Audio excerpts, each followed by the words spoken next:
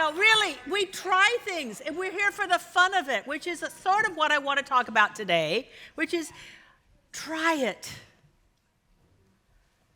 Try stuff. Throw it against the wall. It might stick. Might not. Then you throw some more. Put some spaghetti sauce on it. See if it works then.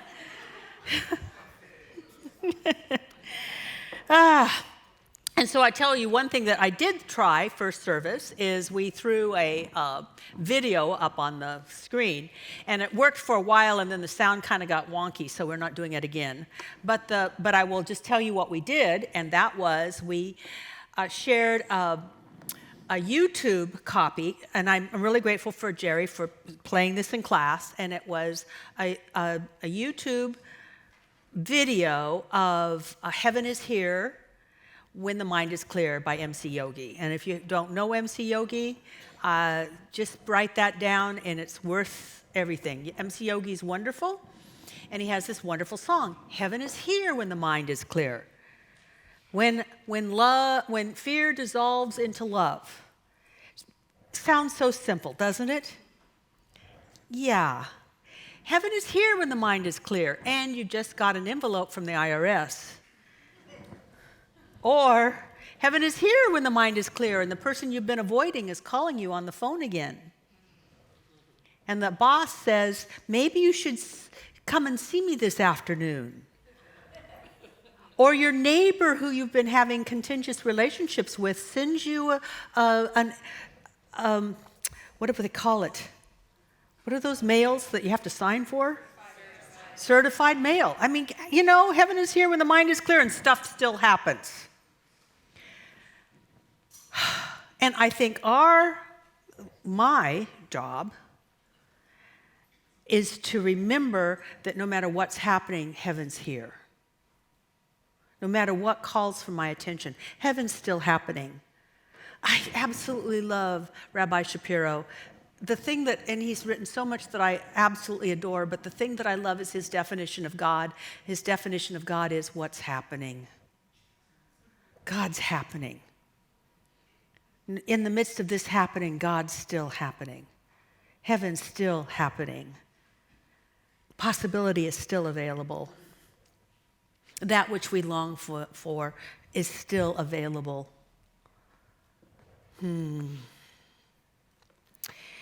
So I want to tell you my experience of heaven, and this wonderful lady asked me after the first service about the end of the story, and I realized I need to make sure that I tell the end of the story. So I will tell the story correctly, because it was an experience, and I've had many experiences of heaven. And nothing changed. I didn't go anywhere. I wasn't on a cloud. I didn't somehow get transported to this other dimension, although I'm sure there's other dimensions. But heaven is here. And I've had experiences of heaven being here. This place, at this time, meaning at the time I was experiencing and the place I was at, heaven was there. And so I'm going to tell you the one that I think was the most potent. And that is, I think was I was in my ministry about 3.5 years. I was still in Salt Lake City. My first ministry was in Salt Lake City, and because I don't like hospitals, and at the time I didn't like doctors, and I didn't like sickness, I had, through practitioner studies, ministerial school, and 3.5 years of ministry, I had avoided hospitals. It's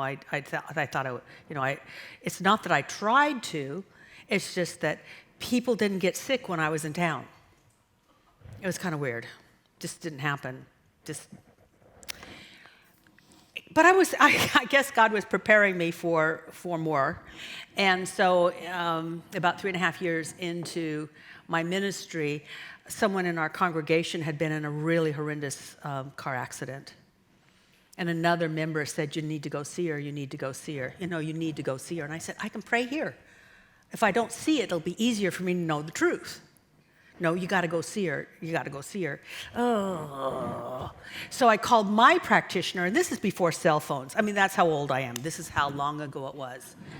And her landline, she wasn't home. So even though I called and called, nobody was answering. So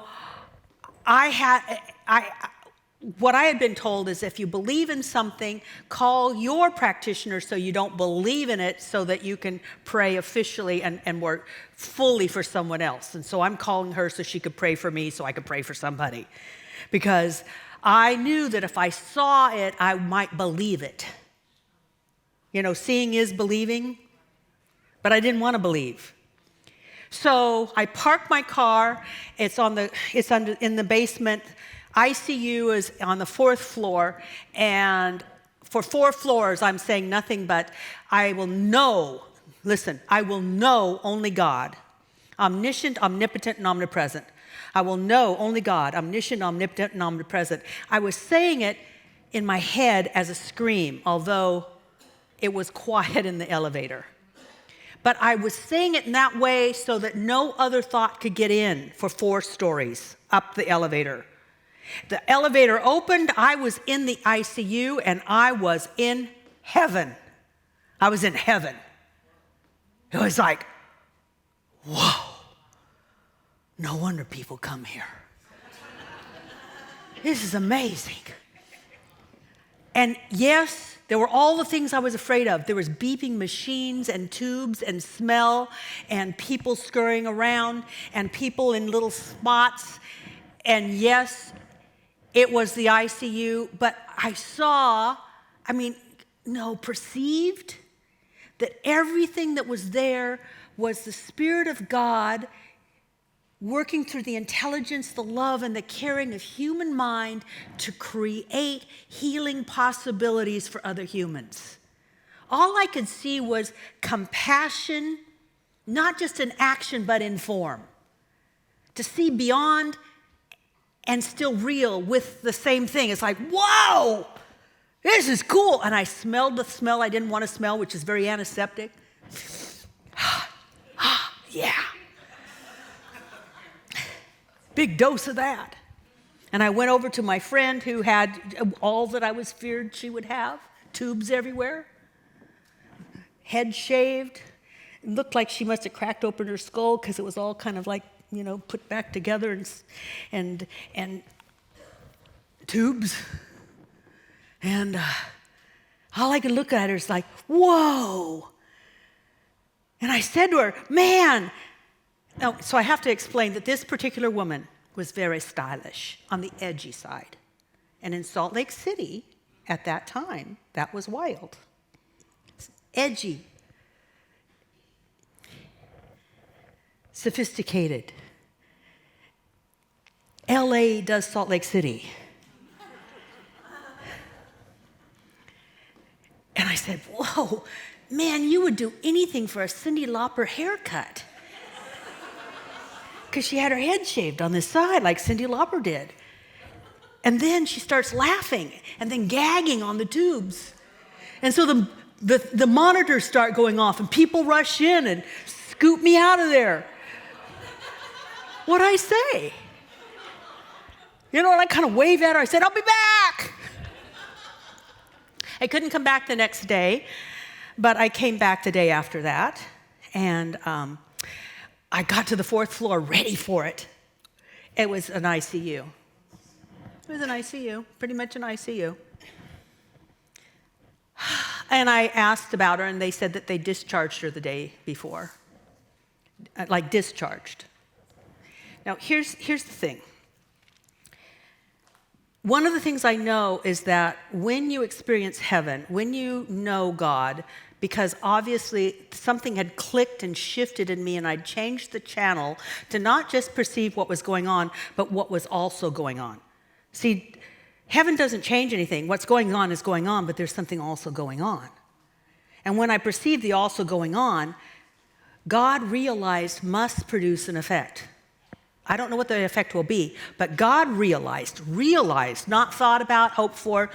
Oh, I know God's present, but you don't. If you know God's presence, you'll start to see what's going on that's beyond what's going on. God realized must produce an effect.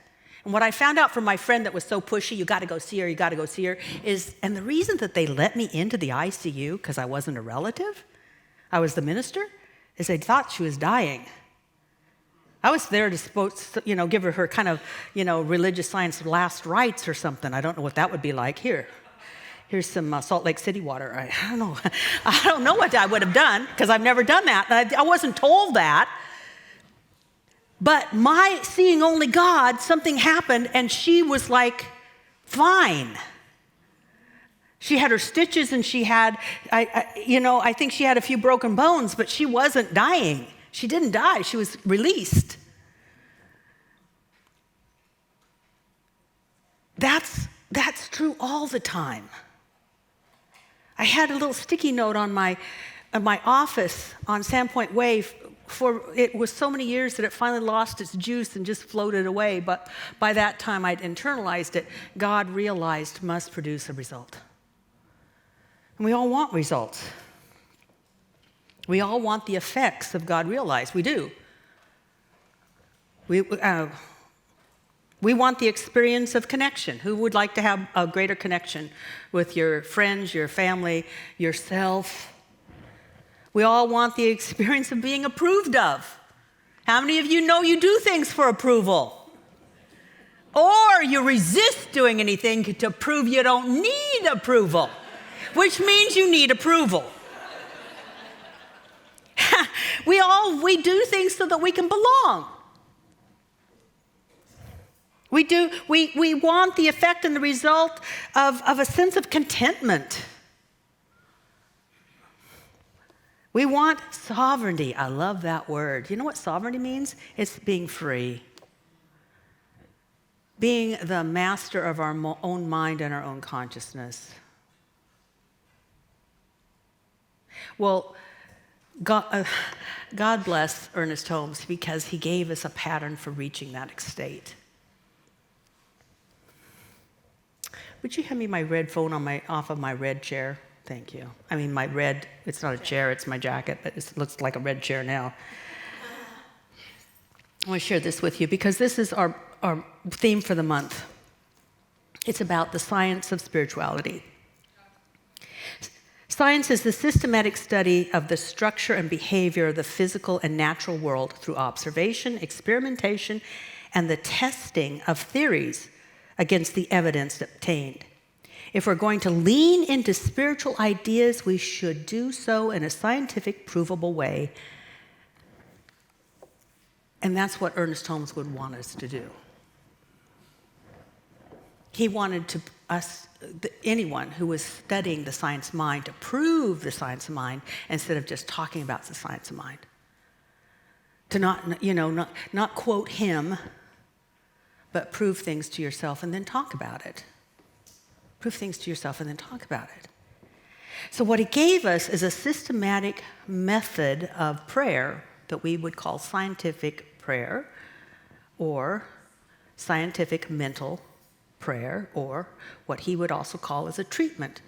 Just like if your back was out, you'd get a treatment. If your stinking thinking is out, then get a treatment. Treat your mind. Put it back into balance with the universal scheme of things. So this is not just steps, although I'm going to talk about steps, but it's also a system and a process, a formula, a way of putting things together. And I'm going to talk about this briefly. Some of you know this, and it'll just be a reminder. Some of you will want to hopefully know more about it, and you can take a wonderful class that Reverend Abigail will be teaching, which is Steps to Freedom. It starts on Tuesday. So if some of this intrigues you, but you'd like to know more, guess what? We got a class, but here's the essence of it. The first thing is you turn your attention to the divine, whatever you want to call the divine. Something greater than yourself. Einstein said you cannot solve a problem at the level of the problem. So we need to raise above the problem so that we can see possibilities. And one of the ways to be raised above the problem is to think about something so much greater than the problem. So we don't bring God down to the problem. Yo, look at this problem. It's really big. That's one of the things I do when people want to talk to me about what they want me to pray for them. I pretty much cut them off when they tell me the story, because a lot of people tell the story to prove what a big problem it is. How many of you do that? You talk about it to show just how significant this is. It's so big. I dare God to do anything with it.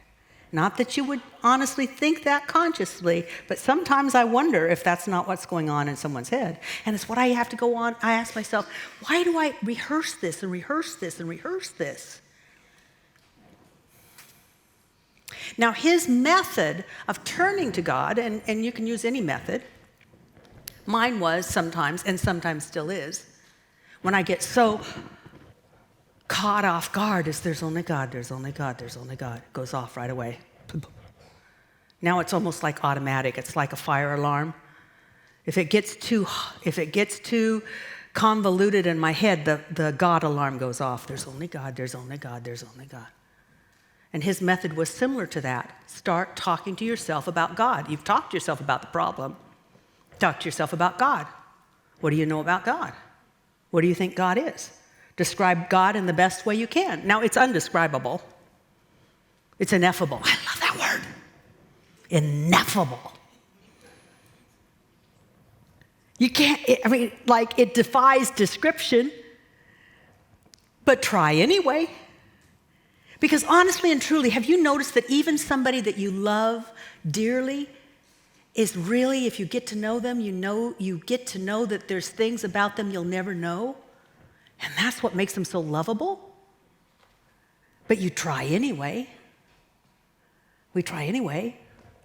So we start saying things like God is, and God is, and God is. And when I started teaching foundations or beyond limits, I would say, let's start with the word good and what's good.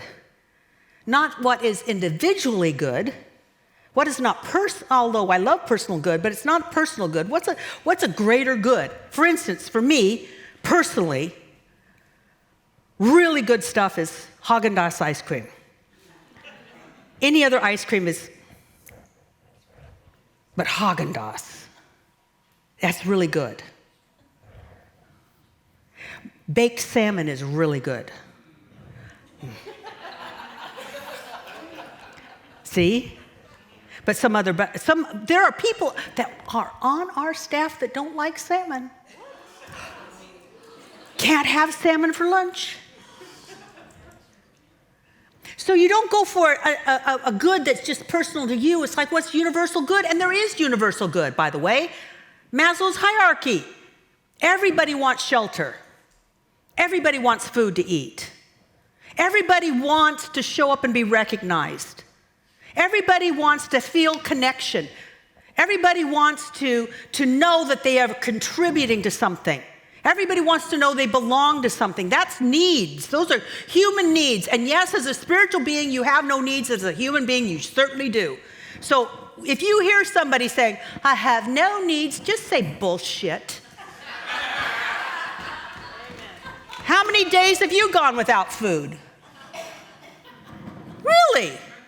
God cannot work in a lie. As a human being, you have needs. As a human being, you have wants that tear at your heart. You do. Why do people act out? They are trying to fulfill a need. And if we found out what that need was and helped them have it, they maybe wouldn't have to act out.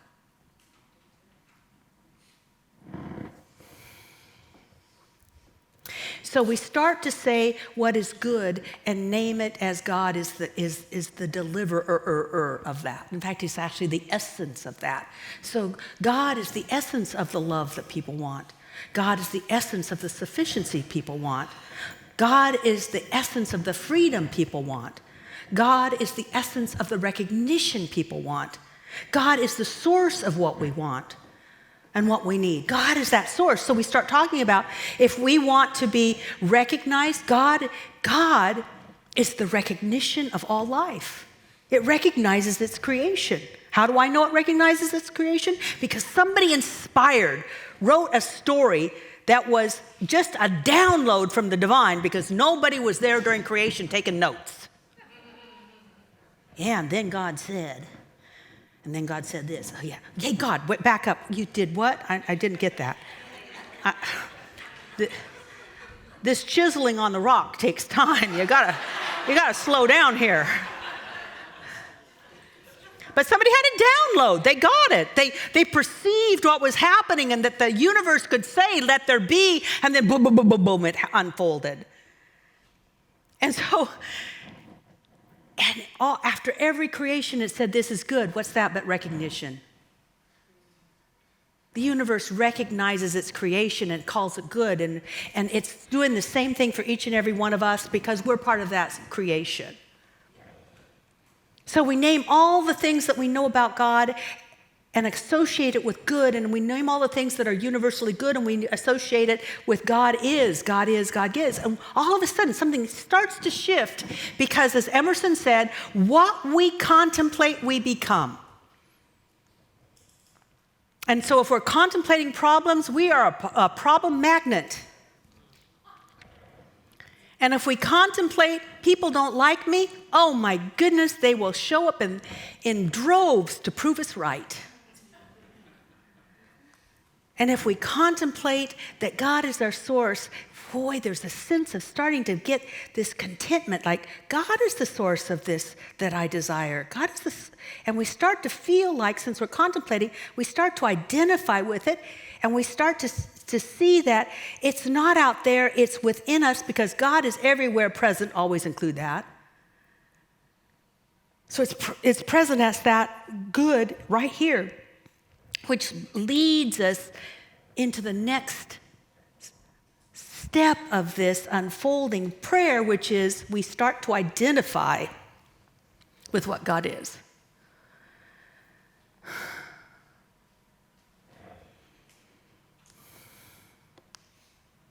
See, there's a lot of people that worship God. There's a lot of people that identify with God.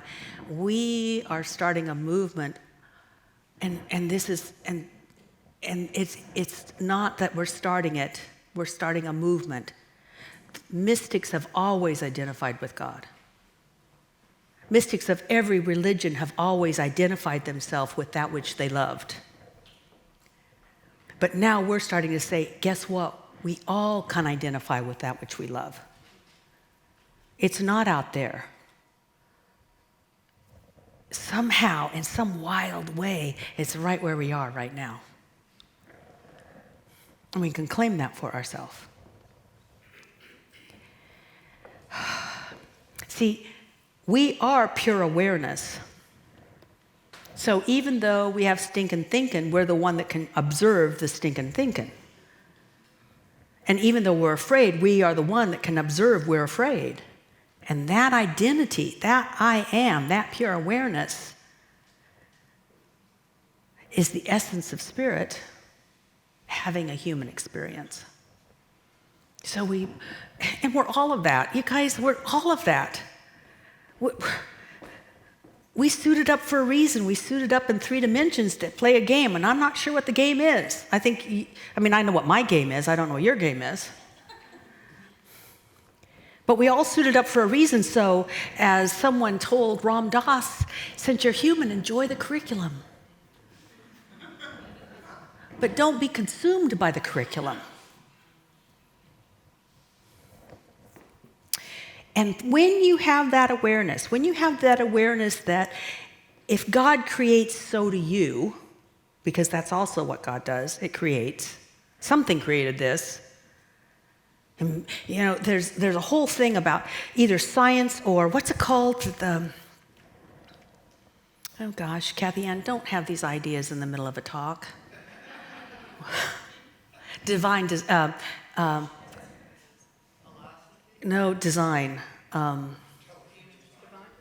Divine design. A lot of Christians have divine design, like God did it, but only in the last 6,000 years. Intelligent design something, but what they call it is, it's God designed everything, and then science said, yeah, it evolved. Well, guess what? Maybe it evolved by intelligent design. Like, what if there was an intelligent design unfolding everything? And We're part of it. And that intelligent design can design through us. Now that's pretty cool. That's pretty cool. When you get to that place, when you feel that what God is centered in you, then you can declare a thing. You just declare a thing. It's like, so what? That's probably God. Yep. It wants attention. So we declare a thing. We're not begging. We're not beseeching. We're not bargaining. Where we are just saying, let there be. Let there be. If there's a sufficiency in me because God is sufficient, then I can say, let there be more money coming in than going out. Let there be. If God is love and I am love, let there be someone that I can love dearly. Let there be. It's not, and it comes out of the fullness, not out of when somebody loves me, I'll be lovable. It comes out of the fullness, not when I have enough, then I'll feel sufficient. We create from that essence of God first and then say, let there be. And then we move into the feeling of what that would be like. Because Ernest Holmes also said, a thought plus a feeling equals a result, not just a thought. And I've watched it in myself, and I've watched it in so many people. There's these thoughts. We are so smart. We are so smart. We know the right stuff. Most of you know everything you need to know. That's not the issue. You have it probably, for most of you, I'd say 75% of you, you have enough foundation in this teaching that you know how to think. You know what the stinking thinking is, and you know how I will release that stinking thinking. And you know, I know that I'm supposed to believe this, and you still feel the other way. We don't bring ourselves into the experience of the finished intention. So we say things like, I now have all I need, and we're still feeling the scarcity within our soul. I am loved beyond measure, and we're still feeling unloved and unworthy. I now accept a greater good, and we're still feeling like we're not good enough and we haven't proved ourselves. So feeling has to come along. So actually this fourth step is just bringing the feeling along, and when the feeling comes together with the words, then what we can be, and the only thing we can be, is grateful. So this thing about thank you, which is sort of the fourth step, isn't just thank you, not just thanksgiving, not just gratitude. It's like, whoa, I get it, I'm there. It's real in me. And when it's real in you, it must become real out there. But we don't wait for the out there. We make the real now. And then as Ernest Holmes would say, we wait with glad anticipation the fulfillment of this prayer. It's like someone calling you up and saying, you know what, your great uncle so-and-so, he has no relatives, and so he left you his baseball cards. And by the way, they've never been opened, and they're worth millions. Right? All of a sudden, you're wondering where to sell them. And how do you let people know that you've got these baseball cards and they're available? And how do you find collectors? And you're already a millionaire in your head. That's what you are at the end of the prayer. And then we go to the last part, which is the hardest part. It's not just, and so it is. It's like, and so it is, and drop it. Take your little fingers off of it. Let go. Not, dear God, and I feel it, and now I'm going to make it work. Because if you make it work, you're telling the universe it's not working. You just let it go. So let's do this. Take a deep breath.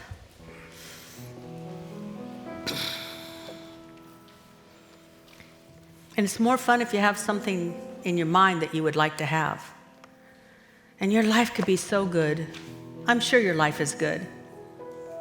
What would be even gooder? What would be even gooder than the life you're living? Take a deep breath. And let your heart tell you your next step, your next expression. And now ask yourself, in that good, what's the essence of the universal good in that? What is God as good that I need to know is true right here and right now? And know that if it's true of God, it's true of you. So just allow yourself to know that the good you desire, in essence, is a part of your own spiritual makeup.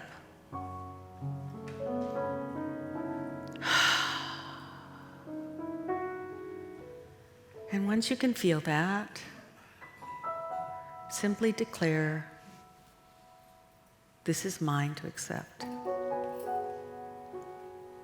In consciousness, I have it now. And then, feel it.